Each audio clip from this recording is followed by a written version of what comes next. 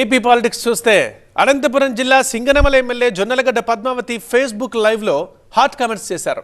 పరోక్షంగా మంత్రి పెద్దిరెడ్డి రామచంద్రారెడ్డి, అనంతపురం ఎమ్మెల్యే అనంత వెంకట్రామిరెడ్డి, తాడిపత్రి ఎమ్మెల్యే కొయితిరెడ్డి పెద్దారెడ్డిలపై విమర్శలు గుప్పించారు. ఆమె సింగనమల నియోజకవర్గం అంటే అంత చిన్న చూపు మీకు ఎందుకంటూ ప్రశ్నించారు పద్మావతి. ఎస్సీ మహిళ అంటే అంత చిన్న చూపా అంటూ ప్రశ్నించారు. ఆమె బెదిరించి నా దృష్టిలో నేను చూసేదంటే 10 మందిని ఎంటేసుకొని వాడిని బెదిరించి వీడిని బెదిరించి గొడవలు పెట్టుకోకపోవడం, ఇవన్నీ మేము చేసిన పెద్ద తప్పుల్లాగా ఉన్నాయి.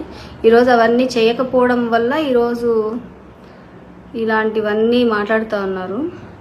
అందరిలాగా ఏమన్నా అంటే మాకేం ఫ్యాక్షన్ బ్యాక్గ్రౌండ్ లేదు, మాకు ఎడ్యుకేషన్ బ్యాక్గ్రౌండ్ ఉంది.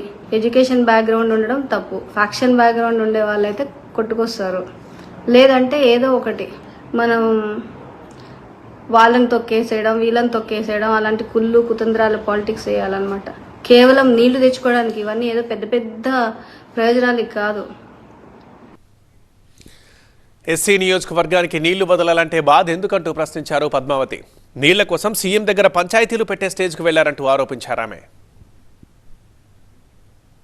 అలాగే నేను ఆశ్చర్యపోయిన విషయాలు కొన్ని ఏంటంటే, ఎస్సీ నియోజకవర్గం అంటే చిన్న చూపు. అసలు ఎస్సీ నియోజకవర్గంలో అన్ని కులాల వాళ్ళు ఉంటారు. అన్ని కులాల వాళ్ళు ఉన్నప్పుడు ఎస్సీ నియోజకవర్గంలో చిన్న చూపు ఎట్లా ఉంటుంది? ఒక్క కులానికైనా ఒక్క వర్గానికైనా నువ్వు చూసేది?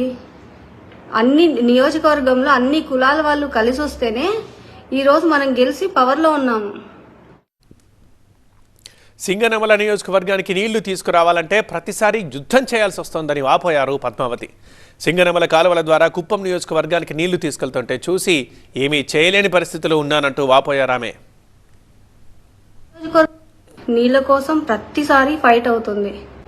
ఈ ఫైట్ని అసలు అంటే భరించలేని విధంగా ఫైట్ అవుతుంది. అసలు ఇంత ఎందుకు కష్టం అవుతుంది సింగనమల నియోజకవర్గానికి నీళ్లు తెచ్చుకోవడానికి అంటే అసలు ఆశ్చర్యకరమైన ఏం చెప్తున్నారంటే, ఇంతవరకు సింగనమల నియోజకవర్గంలో ఉన్న దాన్ని పాలించిన ఎమ్మెల్యేస్ 5 ఏళ్లలో ఒక్కసారి కంటి తుడుపుగా కొన్ని నీళ్ళు ఇచ్చి వదిలేస్తారు. అదే పెద్ద గొప్ప నియోజకవర్గానికి.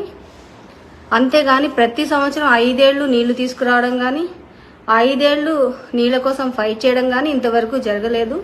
నీళ్ళు ఎక్కువైపోతే పడేస్తారా ఆ టైప్లో ఉంది ఈ రోజు వరకు కూడా.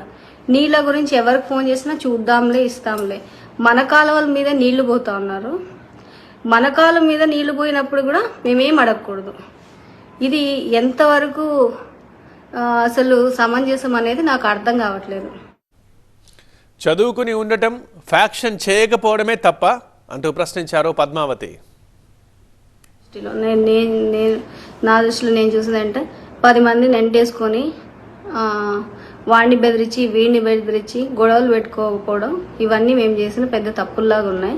ఈరోజు అవన్నీ చేయకపోవడం వల్ల ఈరోజు ఇలాంటివన్నీ మాట్లాడుతూ ఉన్నారు. అందరిలాగా ఏమన్నా అంటే మాకేం ఫ్యాక్షన్ బ్యాక్గ్రౌండ్ లేదు, మాకు ఎడ్యుకేషన్ బ్యాక్గ్రౌండ్ ఉంది. ఎడ్యుకేషన్ బ్యాక్గ్రౌండ్ ఉండడం తప్పు. ఫ్యాక్షన్ బ్యాక్గ్రౌండ్ ఉండే వాళ్ళైతే కొట్టుకొస్తారు. లేదంటే ఏదో ఒకటి మనం వాళ్ళని తొక్కేసేయడం, వీళ్ళని తొక్కేసేయడం, అలాంటి కుళ్ళు కుతంత్రాల పాలిటిక్స్ చేయాలన్నమాట. కేవలం నీళ్లు తెచ్చుకోవడానికి ఇవన్నీ ఏదో పెద్ద పెద్ద ప్రయోజనాలు కాదు.